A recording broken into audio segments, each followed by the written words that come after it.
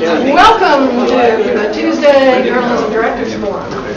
Second one of the year. It's great to have you all here. Remember that we want your full-throated participation after our guest gives us a little bit of a sense of who he is and what he's going to talk about. And our guest today is Joe Mathews, a fourth-generation Californian. I like that. Michael Parks talks about people putting together portfolio careers, and I think Joe is sort of the embodiment of a portfolio career in this journalism age, which is one reason I wanted to invite him to speak with us. I'll give you a little bit of a sense of all that he's done, and then Joe obviously will be telling us more. He writes about his home state and its politics, media, labor, and real estate. He is co-author with Mark Paul of California Crackup, How Reform Broke the Golden State and How We Can Fix It. I like the how we can fix it. We hear much more about the broke. His previous book was The People's Machine, Arnold Schwarzenegger and the Rise of Blockbuster Democracy, which was an account of Schwarzenegger's first term and his use of ballot measures as governing tools. That's a groundbreaking California thing. Joe serves as associate editor, is this still true, at Zocalo Public Square, yes. Contributing writer at the Los Angeles Times, columnist for the Daily Beast, and lead blogger at NBC's California site Prop Bureau, sort of a multimedia storytelling embodiment there. His work appears in the New York Times, the Washington Post, the Wall Street Journal, the New Republic, the New American Prospect, Politico, Scientific American, Los Angeles Magazine, and Fox and Hounds Daily. So he is now, did I mention this, a senior fellow, the Irvine Senior Fellow at the New America Foundation, which is a nonpartisan nonprofit. We have an NGO, it's a confused, disorganized journalist-run think tank. I know it's redundant to say disorganized and journalist-run, but that's redundant. Yes. Organized. So before joining New America, Joe was a reporter for 8 years at the Los Angeles Times, and previously he covered the Justice Department for the Wall Street Journal. And he began on the city desk of the Baltimore Sun. So there's an awful lot that Joe can speak to. I'm delighted to welcome you, and I'll turn it over to you. Joe. Thank you. Yeah. Thank you very much. I'm just going to try to talk a little and perhaps say some things that sort of provoke you to questions and conversation. I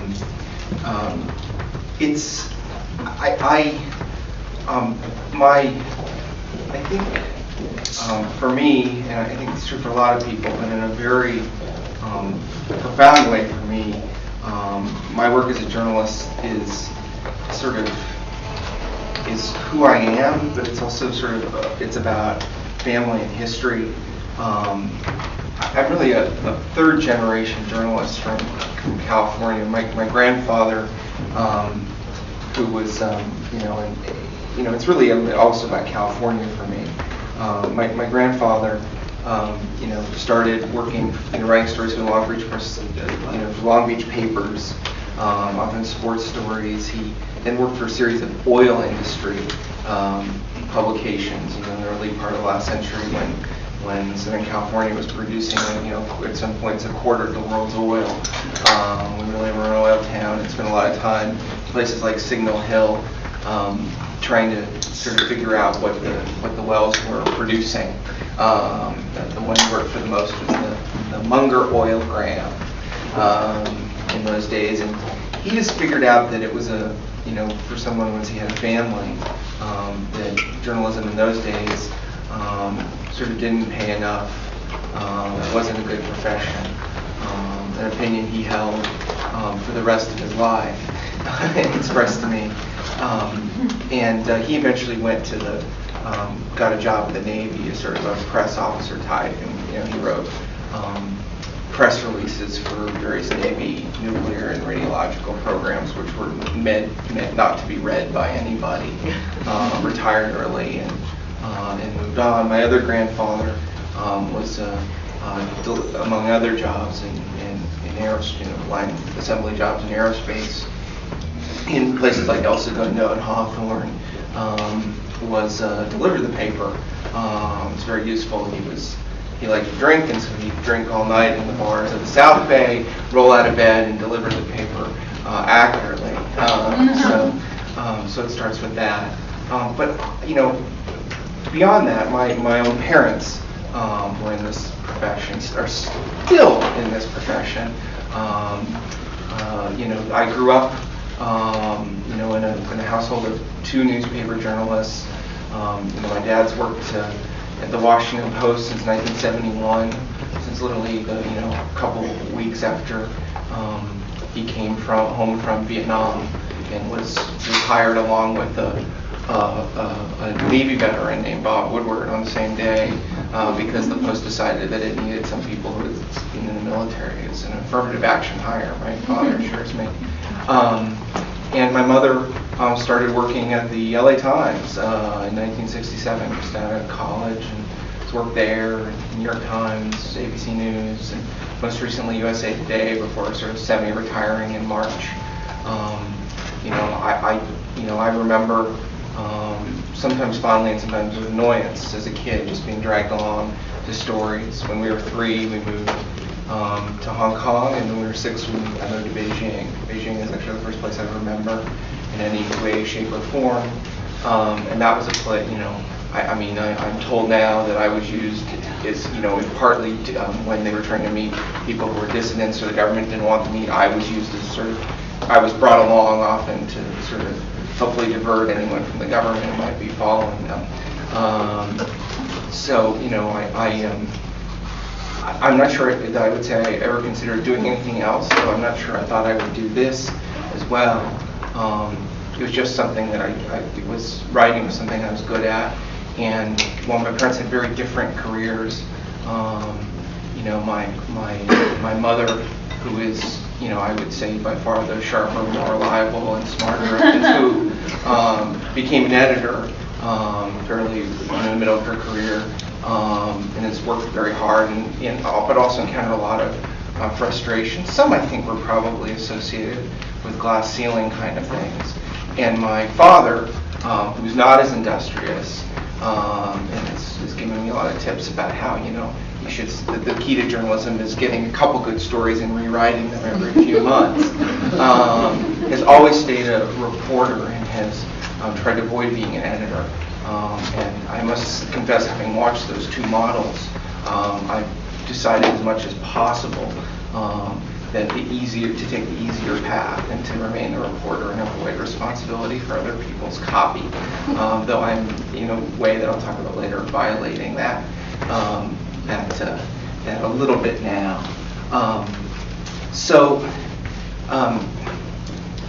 I grew up, went to the college paper, went to Harvard, worked on the college paper, met the woman I'm married to there, who's also a journalist. This is really a family disease. An old colleague of Gabe's, Anna Mathews from the Wall Street Journal.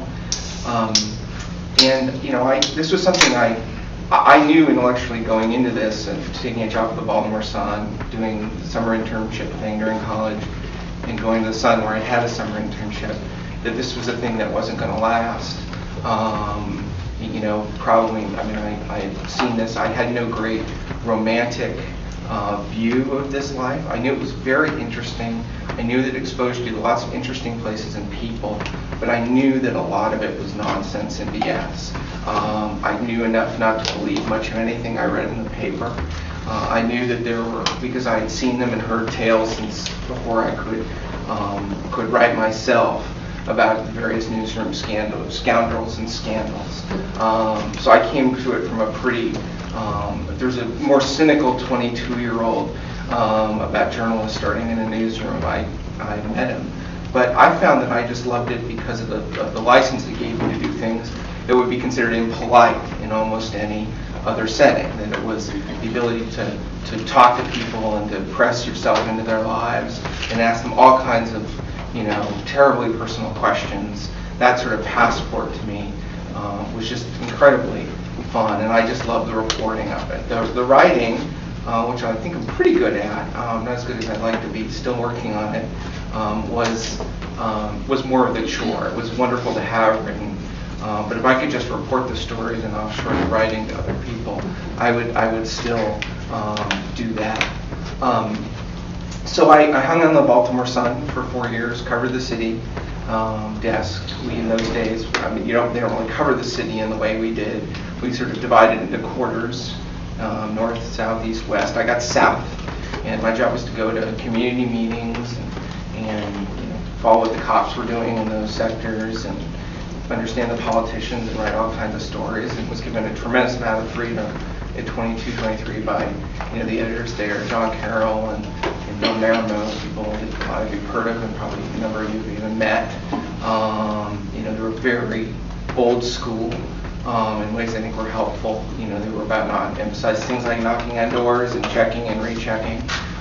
They were terrible in ways for that newspaper in not taking the internet seriously or even the notion of computers seriously. In 1999, 1999, I did not have a computer at my desk at the Baltimore Sun. It was a dumb coyote on a tray on a sort of rotating tray table with the other reporters. This great old crusty reporter. I guess he really wasn't that old. I shouldn't say that. Wally Roche, who stuck giant files on either side so the thing wouldn't rotate, and I never got to use it. So I was this radical, strange kid who started to write and report all the stories on my own laptop. And then when it was time to file, took the phone line out of the phone and stuck it in. This is in 1999, not the ancient past. And I would, I used the internet in college. What the web was, and was surfing the web in 1993, and I used to say, lots of things to my superiors and elders at newspapers. In fact, every newspaper I ever worked at, I said lots of critical things to superiors and elders, and was always ignored, and got so many speeches about, sort of this is the way we do things. I mean, it was a hidebound industry, and you could see it dying. I also, the other thing I saw every year of my career was people laid off. From my fourth week at the Baltimore Sun, I think almost every year I was in the business at the paper I was at, there were cutbacks in people and also in space. So it was a very, but at the same point, I was having a great time doing the stories I was doing, and I was sort of young and cheap for a lot of these years. And as those people went away, I got more and more responsibility. I sort of benefited, I think, in a lot of ways from the cuts of that weren't good for those papers of older, more experienced, more expensive people. So I went to the Wall Street Journal at the end of 1999. In the Washington bureau, covered the Justice Department. I hated the job. It was unlike Baltimore, where I had this sort of freedom to talk to actual people. I spent a lot of time, most of the day on the phone, calling 100 and 125 people, Justice Department, trying to get just a few of them to call me back and leaking things, and put a lot of little stories in what my editor used to call the vitamin pages, B7. They sounded like vitamins. And got a few good stories done, but that really wasn't what I wanted to do. And I felt more and more the pull of coming home to California and LA. And when I'd been there a little while, John Carroll, who had been the editor of The Sun, called me up and said he just was about to be named the editor of the LA Times, and that I was the only person he knew who actually liked Los Angeles. And so would I want to come? And I said I would. Very East Coast. It is. So I came and did a lot of different things for the Times. So I saw, many of the same problems there that I'd seen at the Sun. Though, I think with some greater strengths as well. Covered Compton as a community as much as I could. Didn't quite have as much freedom, or couldn't get quite as much space in the paper for what I wanted to do there. Covered education for a while, and then got thrown into politics in my third year there when the recall happened. And I would spend a lot of time in election season and got thrown into helping cover initiative and referendum campaigns. So I knew a lot of the players in that, learned them pretty quickly, and covered that recall. And then in a sort of great accident in August of 2003, and Schwarzenegger had sort of told friends and family that he wasn't going to run, and that had seeped back to the LA Times, and that meant that all the sort of the political reporters and the political team had sort of been assigned to one candidate or another. Things had sort of been figured out, and then when he shocked the world and everyone and his about-to-be former wife, by deciding to run, essentially on the spur of the moment.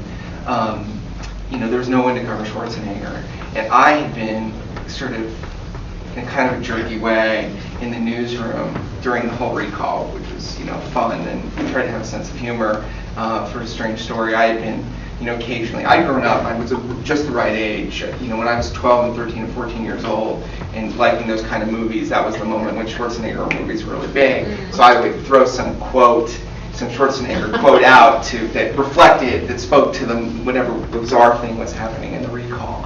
So I was hoisted on my own petard and put on that campaign, kicking and screaming, and ended up sort of covering him through his first term and writing a book about it.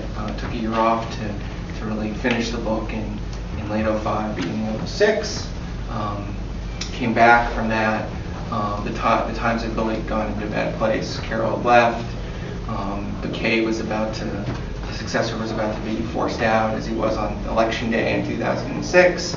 I went off to cover the presidential campaign, and then in early 2008, Sam Zell came into the newsroom in Washington. I don't know, Dave was there, lied his ass off to us. Everything he said was sort of untrue. Very tense meeting, which ended with a couple of reporters sort of in face-to-face, sort of umpire to manager fight, sort of, yelling with him. And I knew I had to get out. I'd been sort of offered a gig at this think tank called the New America Foundation, and hadn't gotten back to them. And I got immediately back to them after that meeting was over and said, yes, I would like to get out of here. I found that it just had been a very frustrating place to work. It was almost, my mother had worked there for 25 years.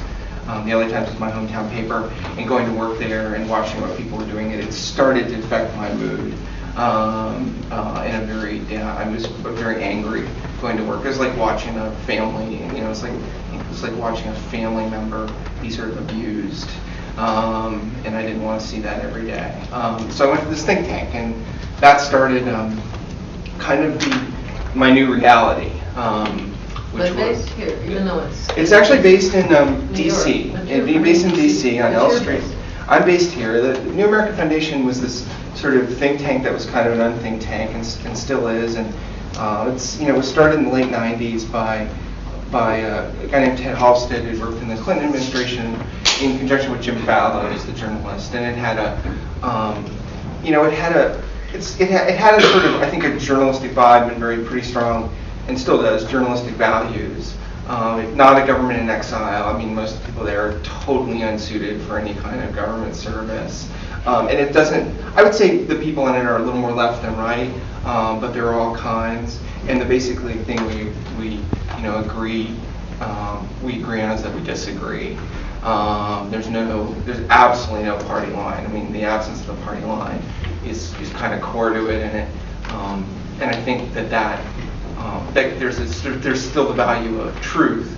I think what's different is, and the president of it is Steve Call, well known as author and a writer for the New Yorker, and it's interesting to have a boss it's kind of good to have a boss who's like in Afghanistan or India or Pakistan for 6 months of the year. They really can't reach you, more or less know what they're doing, what you're up to. But the thing always had, one of the ways it was different is it had a California presence.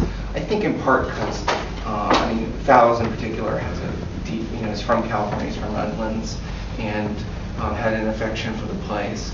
In the sense that we were, the laboratory of democracy, or the meth lab of democracy, whichever metaphor you prefer. So the deal was, for a short period of time, and usually it's 1 year, and I've been renewed now 3 times, so I'm in my 4th year. I don't know how much longer I'll go, but essentially paid with the direction to go out and commit journalism, to write, and also to speak in the electronic media, which has been new for me. Literally, Steve says it was colonized media. If given the choice between writing a bunch of things in the same place or trying to reach as many people and as many different audiences, scatter yourself, spread yourself a little thin. And that's what I've tried to do. I was asked to do something that's different. Most of the people there write about some issue. Their beat is some issue. It's energy, it's foreign policy, it's the war on terror, it's education, immigration, etc. I'm the House Provincial. My beat was to explain California itself and all its peculiarities. And of course, I started at this moment, where the state had been in this kind of fiscal crisis for most of the decade, and it deepened with the events of 2008. And so a lot of my time and focus has been on trying to sort of report on it, to explain it. And I think what's been new about it is that before I was a news side person, I wasn't supposed to have opinions, but the combination of being at this place and trying to be in as many meetings as possible has forced me to sort of come up with opinions. That's very new. I wear them very lightly. And I marvel at the sort of calmness to take a position and are able to sort of defend it and hold to it for years. My opinions change very easily as the facts that I know change, for better and for worse. And that's been a great adjustment. I've also been asked to, not just simply define the problem, but to report what the solutions are. And that I've enjoyed a lot, trying to think of ideas. And and that actually has been great because it's taken me as a reporter out of California, because the only way I know how to do this is to kind of look at what do other states do, what do other countries do. So I spent a lot of time sort of reporting, particularly in the initiative and referendum area. That's sort of when they asked me to sort of write what I'd like to focus on and few problems, I think sort of rethinking how we do that was kind of my original proposal to them. So I spent a lot of time doing that, and I have to say I love it. I think California has always been, it's been a big subject of my work. It's a big part of who I am, and being able to try to figure out its problems and explain how we could be into a better place and really talk pretty frankly to Californians. I get accused a lot of being very dark, and that is, I think that's good. I'm always pleased when someone says that, because I actually think we're in a very bad place. The difference between where we should be when you compare us to other places and it's hard to compare us to other places which have sort of our natural governmental advantages and how we perform as a state, how well governed we are. The performance of our economy is huge. We are underachievers, big. We are global leaders in underachievement, and I think there's a lot of happy, optimistic talk. There's always a lot of call for people to be inspirational, and I don't think that's what Californians need to hear. There's lots of other people, commentators and the like, who do that.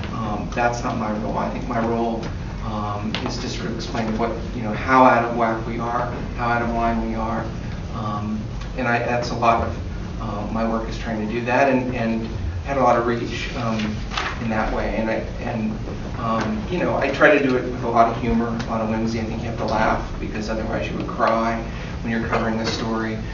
There's a lot of Groundhog Day to it. The budget situation just gets worse and worse and worse, but we don't seem to be able to do. No one is really offering anything that would actually would fix the issue.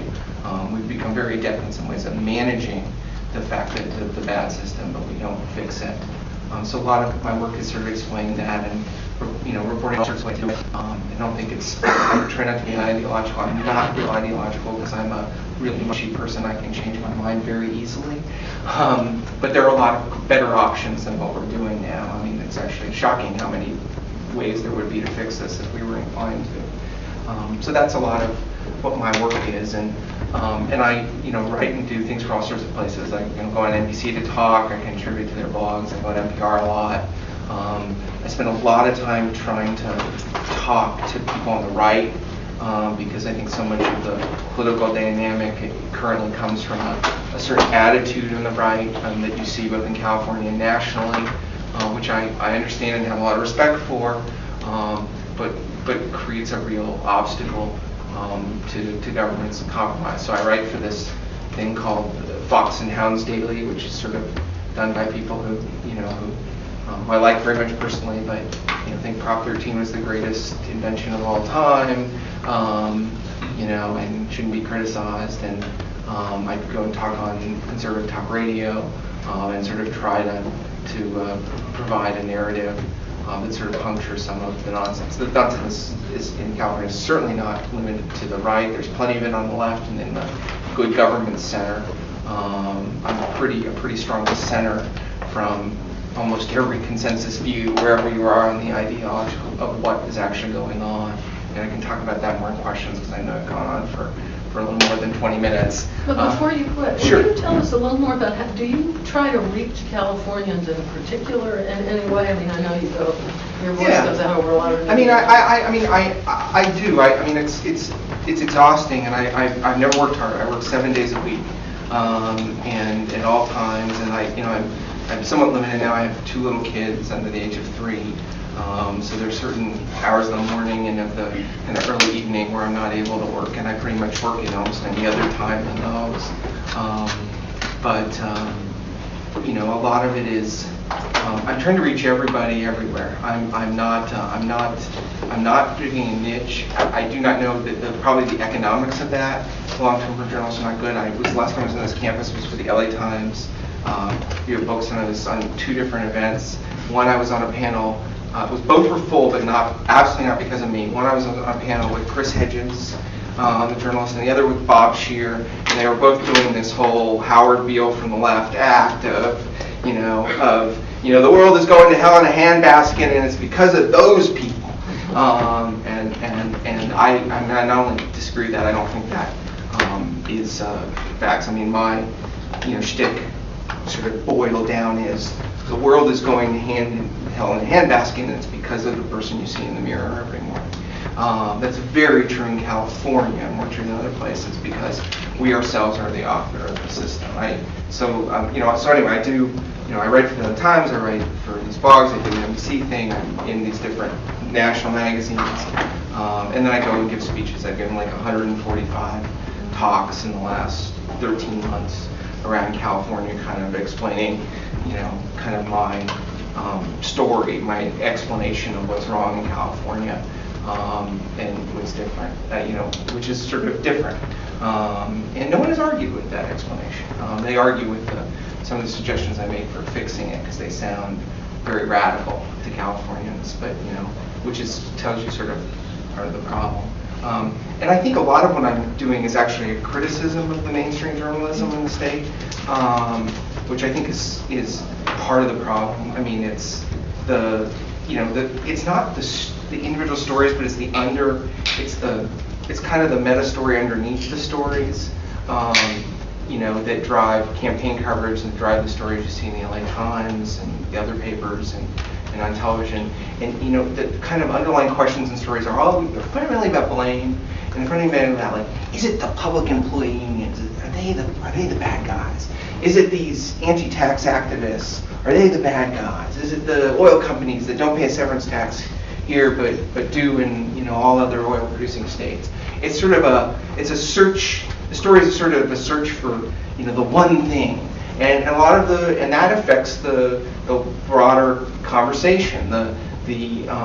Even in the sort of good government groups, the Common Causes and the California Forwards are trying to fix this thing. They have this sort of tunnel vision, it's this one thing. If we, or maybe it's a package. Next year you'll see everyone's got all the folks with rich people backing them and funding have this sort of thinking, we're going to have the right package of 2 or 3 initiatives, and if we do those things, fix, somehow magically transform the system. And that's sort of based on a fundamental understanding of California history, how we constructed the system. And to give you I probably should at this point give you sort of my story so you can compare it to what I'm criticizing. And that my story essentially is that this is the adolescent state. This is the state that never designed anything. This state has never had a constitution that could really be called a constitution. We had 2 19th century conventions, which were hilarious. We copied, the guys in 1849 just copied the Constitution of Iowa, actually. Whole passages, and it was really short. It was recently approved, and then they took out all the stuff that explained how you paid for government.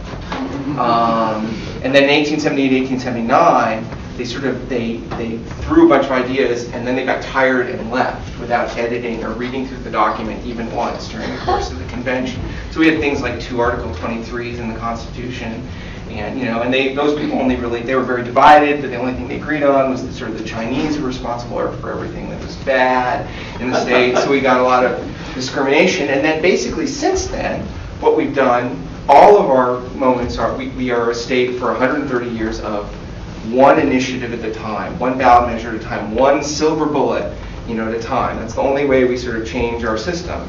And doing that for so long means you have this very long and complicated document, one of the longest constitutions in the world. I mean, the only ones that are, clearly longer are the ones of Alabama and India, which are, famously well-governed places. And so, you have this system where all these different rules and how they intersect. I mean, it's like a Winchester mystery house, and our whole conversation in California about fixing it, the mainstream conversation is, how do we add more rooms to the mystery house? I mean, that's what the initiatives are. And I'm sort of arguing, tear down the house, design something new. Yeah, that sounds crazy and radical, but there's almost no way to get it something that's better. And you have a system with formulas and things that really makes the decisions for us. Our votes are, voting in a state election is a pretty meaningless act right now. I mean, all of the big decisions have already been done, whether it's in any kind of taxation, school funding. I mean, nothing you do at the ballot can do much of that, because those decisions were made, set in stone by initiative, by constitutional amendment years ago. I mean, I haven't, the 2 biggest, most important decisions that affect our lives today in California governance, fiscal governance, were made in 1978 and 1988. I wasn't old enough to vote until 1991. It's really, and we're different. I mean, there are other states, particularly in the Western United States, particularly places that have lots of Californians in them, former Californians in them, that have elements of this.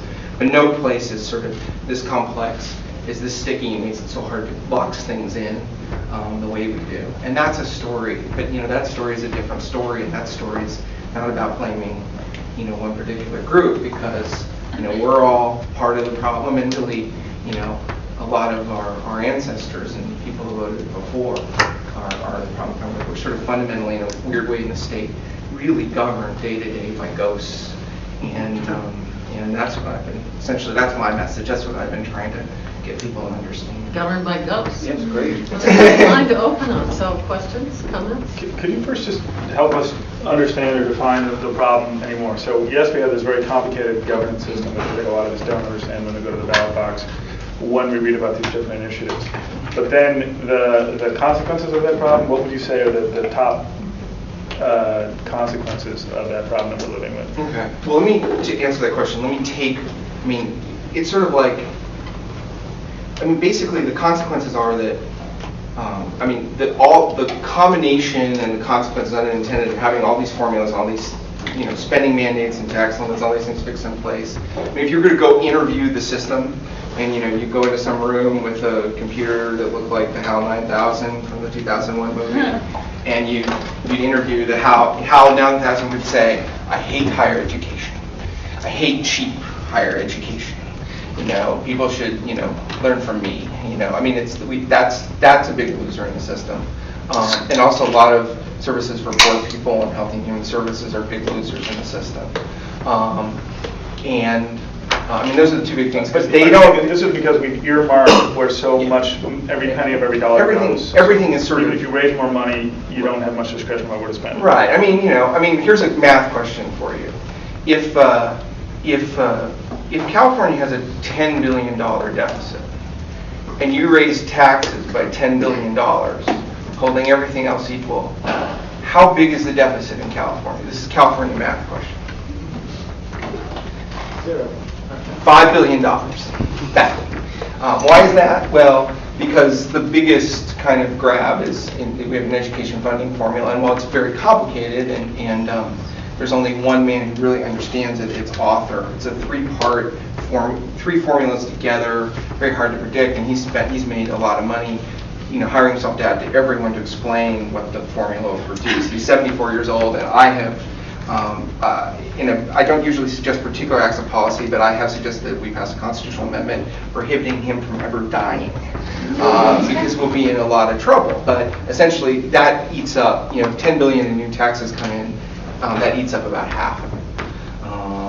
Though, in a weird way, it wouldn't necessarily go right to your schools. It might go to, because there's so much sort of internal debt and borrowing in the system, it might actually go to pay for schooling you've already gotten at this point. It's actually a system that's too complex for anyone to manage. It's there are too many formulas and too much, you just can't really plan. So it's like there's the theory, some of the techies have this theory of singularity, that people have heard of singularity. It's this theory that, that is promoted by some that, at some point the machines, become so, they're so much more complicated and they have a higher level of intelligence than humans that we no longer govern them, they govern us, and maybe they turn on us and kill us. We have budget singularity. This is another Schwarzenegger. It is. No, so that's essentially the problem. We have a system that no one can manage. And that's actually the opposite of what we would probably need, a big, diverse place. The bigger, more diverse places that that are better governed tend to have pretty vanilla systems. And the states the states that tend to be ranked in various different rankings of the best sort of fiscal management are places that have none of the kind of rules on spending and tax limitations that we have in California, places like Virginia, Indiana, Wisconsin. Student questions particularly welcome. So what will it take for people to buy into your solution? I don't know. I really don't know the answer to that question. I get a lot of, there's a lot of pressure on me to come to, be an activist and to put things into action. Even buddies, I got students like, you're at this think tank, why don't you make that a do tank? And I have to tell you, there are two things about that. One, I'm a journalist. I know how to report and write. I don't know how to make things happen like that. I do some convening. I'm very good at getting all sides. One of the things I do now, and more are events. I'm involved with this organization called Zocalo, and that's becoming more and more my job. I hope it will be. That is put on these big 3 public events in Southern California. We now have money, in part through your Pac-12 rival, Arizona State, to build the site into a really online magazine of ideas. And by the way, anyone in this room, call me, write me if you have an idea for a Zocalo story. Zocalo story is always about, it's a personal story sometimes, or it's a story that tells us something really important about how a place or community works, or, sorry to get the promo in, or a story about something that offers a new idea, a new suggestion, particularly for some problem that plagues California or the West. So anyway, but that's it. But I don't know how to be an activist. I know how to bring people in the room. I put together a global conference, something I was really not very good at, but I pulled it off last year, that brought people from all the states that have initiative referendum in this country, and from 37 countries that practice it, into San Francisco to try to compare notes. They mainly concluded, the Europeans couldn't believe that the California initiative process ran like it did. You seem so smart. Why would you do this? So I do a little bit of that convening, but I think beyond that, which is sort of journalistic, and there's, it's getting all sides and hearing that, I would be lost trying to convince people. I'm just sort of trying to tell my story in a lot of different forms and see if it takes. And you see it a little bit. There's like about 5 or 6 people are starting to run for the legislature. Probably will lose to, most of them are Democrats, but some of the Republicans, they're all young. They're all at the age of 40, and they're actually taking parts of the book and taking language out of it for their campaigns. That's kind of fun and interesting to see. And you see it a little bit. There's some legislation that draws out of the book, but of course it's the stuff that's going nowhere, but looks lovely on the Assembly or Senate website. But I have to, I mean, I know, I say I consider someone a journalist, but when I say this out in public, people look at me like I'm evil. And you know, and I don't really care what they do with it. I just want them to read it, you know, I mean, or listen, or, you know, watch it, or whatever medium I'm in. I mean, to me, I'm sort of, you know, it's hard enough to, you know, get the facts right, get the writing right, you know, make a sort of, if it's a more opinionated thing, make a clear and convincing argument. Okay, I have to interrupt to say, that's a really interesting question, and a question that really is there for all of us right now. I don't really care what they do with it, I just want them to consume it. How many of you would say that you agree with that? Raise your hand. Is that the way you feel? I don't really care what people do with it, I just want them to consume it. Other hands? Yeah, I think that many of us who came up, you know, in your parents' generation, I know your parents well. I think it's so hard to even to do what we do and get it right and get it written and get it read. That's so hard. I mean, then you're going to ask me to, like, you know, rally the masses to march on Sacramento? I mean, I don't know how to do that, and I'm not sure I would want to do that. That's another question right there. Yeah. Well, I was just wondering, it sounds like you have sort of an ideal situation for a journalist who cares about politics, and that you're really asked to speak about, or you know, write about, do or think about big ideas and big picture things, rooted in, of course, the details and the reporting. But I'm curious if you could talk a little bit about what you think of yourself as a journalist at a think tank. Is this a place for journalists to be, and will it, you know, evolve into something that's like a future thing that we might want to look at as students of places to be employed someday? I think it's one option. I think there's, I mean, I know people who are doing great journalism, journalistic things, who work for government, who work for labor unions, who work for companies, who do all sorts of things. I mean, I wanted to just be a big deal writer for the LA Times and live here and occasionally write books, you know, maybe have one of them made into a movie. You know, I mean, that was sort of, so I had plans, but I sort of decided to have no plan. I mean, this particular think tank works for me. I think I would not fit very well in with a Cato or Brookings or something, that a think tank that's really a think tank. This is on YouTube, right? I hope Mr. Call doesn't see. You need to watch it deeply into it. But, you know, I mean, but what I do think, I guess the one lesson I would learn that I would offer to people who are journalists is that, in trying to be journalists in some way, shape, or form, is whatever the platform is, you know, whatever the business model is, and those are things that are beyond my control. I mean, I'm working, you know, I'm doing stuff in almost every corner of the media world in a bunch of different ways.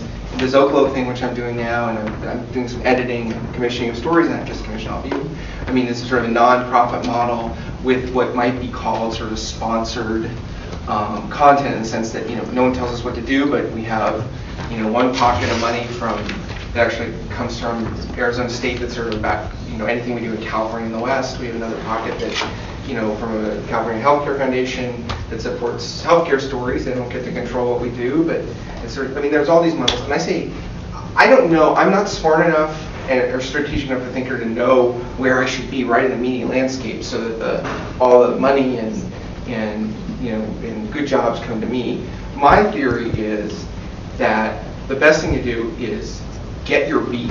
Figure out what your beat is first, what your expertise is, what most interests you, and try to line that with things that are going to interest a, you know, big enough audience of the world. I'm fortunately from the biggest state, you know, in this country, so that's and that just matters to me. And I have a few other things I have a little kind of expertise in that I can sell in different platforms over and over.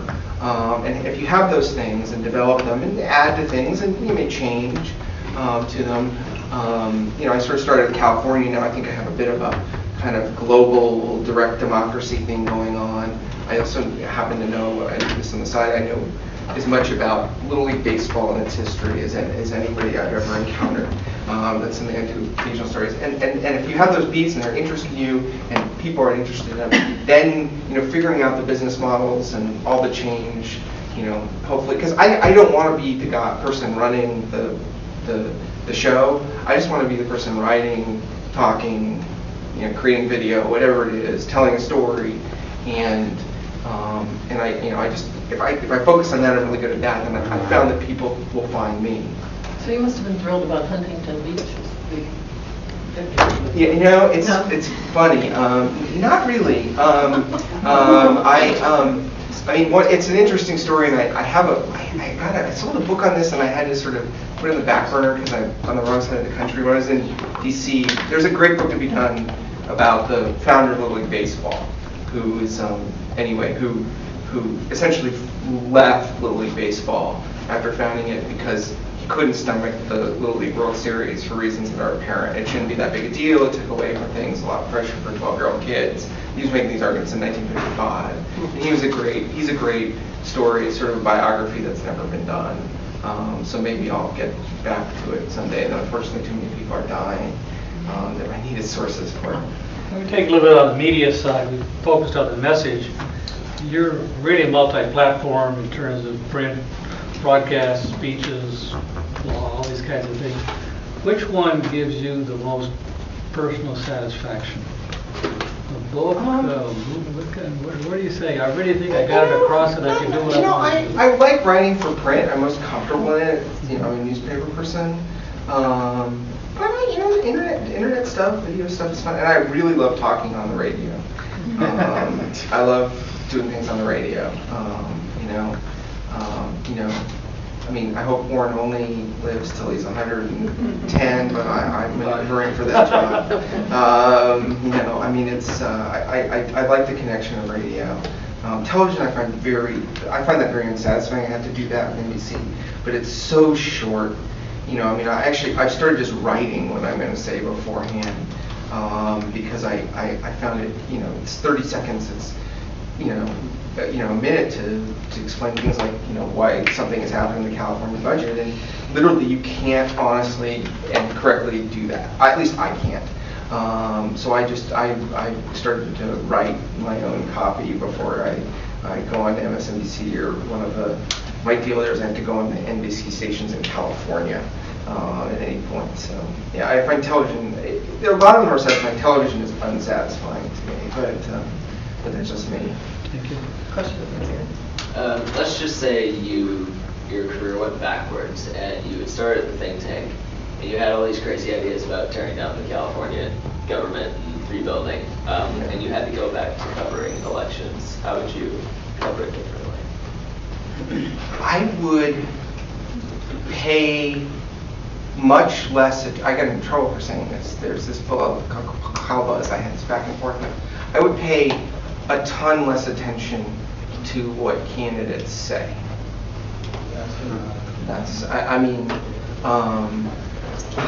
There is, and actually there's some great research in this done by a couple of people I got to know that there's very little connection between the words that are. Because it's such a mechanical sort of staged, poll-driven process that there's very little connection anymore, and progressively less connection between the promises and words that people use and what they actually do in governance. And that I would pay lots less attention, and I would pay much more attention to. I'd also pay a little less attention to money. That becomes an obsessive thing in the campaigns. Knowing where it's from, but there's a sort of a lot of gotcha stuff from this. I did a lot of those stories, and I feel somewhat like a reform center. That where the money comes from is very important. But given just the realities and what the Supreme Court's done, it's not like there's going to be money in politics. I think the ability to sort of be effective and deliver, and what the policies do and don't do, and how people really make decisions, you don't get a real sense of that. The last gubernatorial campaign was just terrible. They said these things that had, it had almost nothing to do with what the reality was. The rhetoric existed on a parallel universe in which nothing was as it actually is. And the real question was how, given the constraints of the system, why either one of them would be any different. I honestly don't think that a Meg Whitman California right now, or Meg Whitman governorship would look in any way significantly different than a Jerry Brown one. Except for, certain appointees and certain regulatory things. I mean, which are not insignificant, but the budget and the fiscal stuff sort of undermines the ability to do much of anything in so many areas that you don't have that change. I mean, we have this sort of consultant-driven thing, and you see the consultants as characters, and I would, spend a lot less time talking to them and trying to get people to talk to the people who are in those campaigns, and there are, what the policies are. I mean, I was struck when I did Arnold. Arnold had all this stuff when he ran, that he said all these things that were sort of meaningless and sounded good, or were takeoff lines for movies. But actually, behind the scenes, hidden from us, by the way, was all this actually very well thought out policy, kind of middle of the road, pretty much what he did in office. He had a plan. He went in with a plan. He did not broadcast that he had a plan because they actually did polling on people where they asked, variety of different ways, do you prefer a candidate who has a plan and really has thought through the issues, or do you prefer a candidate who's going to be a completely new broom, who goes in not knowing a whole lot, but is going to do their best when they're in there? And it was like 70-30. 70-30 Californians preferred the guy not knowing anything. So he felt obligated, and his people felt obligated to have a plan. They just decided not to tell us about it because it would hurt him. They felt it would hurt him politically to do so. Can I ask you to go back to this question of, you were talking about how mainstream media, often the political coverage is sort of the look for the silver bullet. Who is the exception to that in California, do you think? Do you see coverage that's more thoughtful and nuanced? I think the best coverage being done in California, bar none, is done by John Myers of KQED Radio. I mean, he's sort of, to me, I think he's sort of asking the right questions. But boy, I mean, there was a Brown press conference last week. It was Brown's first in 2 months, and Myers just kept asking these questions, and there's like a rat-a-tat 4 or 5 questions, and Brown couldn't answer any of them. They were sort of all the big questions you would think about the budget, and finally cut him off and said, "John, you've had too many questions." And I think he's pretty good. Interesting. Actually, in television, I mean, he's a colleague, so I'm biased, but Conan Nolan, at NBC4 here, sort of, it's I think a miracle. I don't know how in the LA television market, given what's there, a guy that smart and that knowledgeable has sort of survived all these years. But I mean, he does the dumb things too when he has to, but he does. I mean, he knows it as well as anybody. And then, I mean, I think some of the newspaper stuff is good. Some of the LA Times coverage has been pretty good. Evan Halper, who's the bureau chief, really had a good sense of the budget, but he's gone off to tonight and in Michigan. I mean, there are bits there, but it's still, even with the very best stuff, people like George Skelton, I would, tend to argue, are sort of kind of, their stuff is all based on these sort of very old stories about what's wrong with California that, are sort of, they're fundamentally to blame. They're fundamentally in this, there's a bit of the theory of the magic moderate, that, it's these two partisan warring camps, and if we just got these people in the middle, everything would work. And unfortunately, when you actually cover a legislature, you realize that the most cowardly people in it are the moderates, the people in swing districts. I mean, they're the least likely to do the hard thing because they are the ones who actually have to compete in elections. And also there's this sort of theory which animated a lot of California politics and policy and journalism, which is that if we just elected, that really it's all about these, you heard about redistricting time to primary, elected a few more moderates, and everything would be better. And I like to say that I'm at a declining state. I'm really in the middle. I've spent my life listening to all sides, and I respect all sides. But moderates, we're smarter, we're better looking, all of those things than the grubby partisans. But just electing more people like that to office doesn't. There's no data. There's nothing out there that suggests that makes the thing work any better. And the real story of our times and the profound kind of political and governing challenge is that we moved rapidly into an area where the electorate and the people whose governments are more and more polarized. They're more partisan, and ideology is aligned with parties in a way that it wasn't.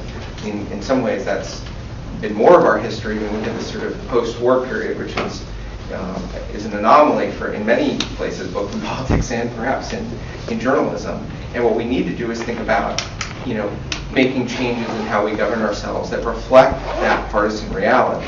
But instead, we spend a lot of time bemoaning it and just wishing everyone would not be who they are or go in the direction that they're going.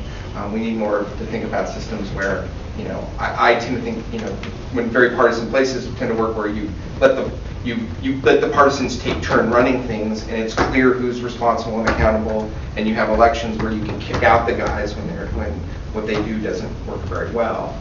But that is exactly the opposite of the operating principle of California government, which is much more about forcing a broad consensus to do things through 2/3 rules, like amongst people who just don't see the world the same way, and in this state, so big, may live 1,000 miles from each other. Joe, it's been fascinating. Thank you so much.